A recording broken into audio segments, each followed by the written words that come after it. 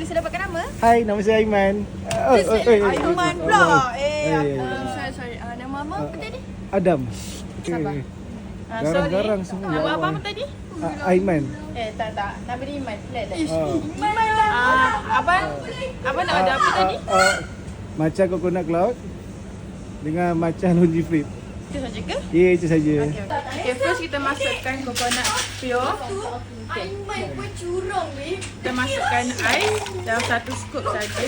Last sekali kita masukkan matcha cheese cloud. Aiman pun. Sampai penuh. Masukkan pistachio crumbs lah.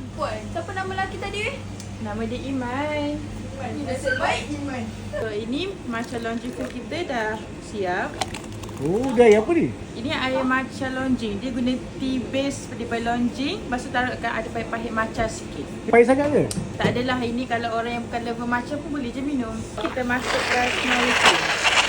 Oh, ni dia punya frame ni Ya.